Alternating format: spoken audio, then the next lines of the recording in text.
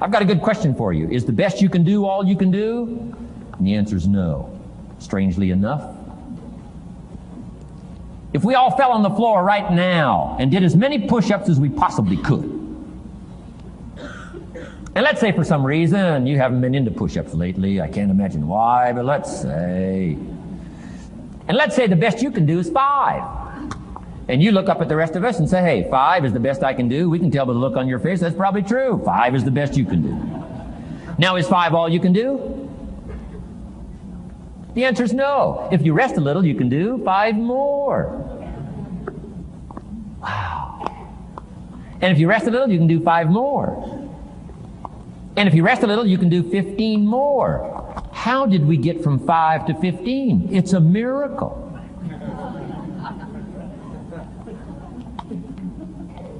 And if you rest a little, you can do 15, rest a little, you can do 15, rest a little, you can do 20. How did you get from 5 to 20? It's a miracle. Did you know you can keep doing that? Do a little more, rest a little, do a little more, rest a little, and finally get up to 50 push-ups? Is it possible to get up to 50 push-ups? Of course. How do you go from 5 to 50? It's a miracle. How do you get a miracle going? Number 1, do what you can. Don't leave out what you can, from writing a letter to your mother in Florida. Start cleaning it all up. 2, doing the push-ups. Go from 5 to 50. It's a miracle. Number 1, do what you can. Number 2, do the best you can. Here's number 3, rest very little. Here's the clue. Make rest a necessity, not an objective. The objective of life is not to rest. The objective of life is to act. Think of more disciplines. Think of more ways and means in which to use your own wisdom and your own philosophy, and use your own attitude, your own faith, your own courage, your own commitment, your own desires, your own excitement. Invest it in discipline so that it's not wasted. The smallest of discipline. Thereby transform your life. Develop the ability to act. Take action. Not hasty if it isn't required, but don't lose much time. Here's the time to act. When the idea is hot and the emotion is strong. That's the time to act. You say, Mr. Ron, I'd like to have a library like yours. See, if you feel strong about that, what you got to do is get the first book and then get the second book. Before the feeling passes and before the idea gets dim, action pronto, action immediate, action as soon as possible. Because if you don't, here's what happens. We call it the law of diminishing intent. We intend to when the idea strikes us. We intend to when the emotion is high. But now if you don't translate that into action fairly soon, now the intent starts to diminish. And a month from now it's cold. A year from now, can't be found. So act. Set up a discipline when the emotions are high and the idea is strong and clear and powerful. That's the time to set up the discipline. Somebody talks about good health and you're stirred. Say, right, I need to get a book on nutrition. Get the book before the idea passes and before the emotion gets cold. Go for the book. Start the library. Start the process. Fall on the floor. Do some push-ups. Action. Got to take action. Otherwise, the wisdom is wasted. Otherwise, the emotion soon passes. Unless you put it into a disciplined activity. Capture it. Disciplines is called how to capture the emotion and how to capture the wisdom and translate it into equity. Disciplines. Now here's what's important about disciplines. All disciplines affect each other. In fact, here's a good philosophical phrase. Everything affects everything else. Nothing stands alone. Don't be naive in saying, well, this doesn't matter. I'm telling you, everything matters. There are some things that matter more than others, but there isn't anything that doesn't matter. Okay. We all pity the man who says, well, this is the only place I let down. Not true. Key to take home. Every letdown affects the rest of your performance. Every letdown affects the rest. This is part of the educational process on personal development.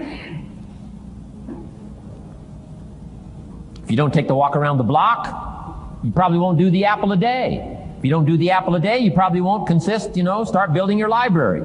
If you don't build your library, you probably won't keep a journal, and you won't take pictures, and then you won't do this, you won't do wise things with your money, won't do wise things with your time, won't do wise things with your possibilities and relationships, and the first thing you know, 6 years of that accumulated, and we say you have messed up. So the whole key to reversing that process now is to start picking up these disciplines. Now here's the positive side. Every new discipline affects the rest of your disciplines. Every new one affects the rest. That's why action is so important. The least action, the smallest action. Take it. Because when you start accomplishing and the value starts to return from that one action, it'll inspire you to do the next one and the next one and the next one. You start walking around the block, it'll inspire you to get an apple. Get an apple, it'll inspire you to get a book. Get a book, it'll inspire you to get a journal. Get a journal, it'll inspire you to grow, develop some skills. All disciplines affect each other. Every lack affects the rest. Every new affects the rest. The key is to diminish the lack and set up the new. And you've started a whole new life process. Key. Also, one more thought on discipline. Here's the greatest value of discipline. Self-worth. Self-esteem. People are teaching self-esteem these days, but they don't connect it to disciplines. The least lack of discipline, and it starts to erode our psyche. One of the greatest temptations is to just ease up a little bit, right? The slightest lack of doing your best starts to erode the psyche. Instead of doing your best, doing just a little less than your best. Sure enough, you say, well, it's just going to affect my sales. No, it's going to affect your consciousness. It's going to affect your philosophy. Now you've begun in the slightest way to affect your own philosophy.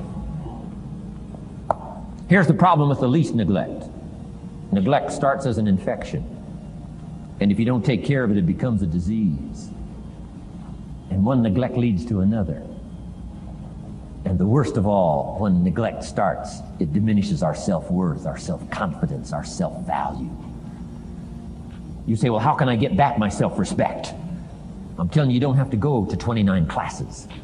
All you have to do is start the smallest discipline that now corresponds to your own philosophy, like I should, and I could, and I will.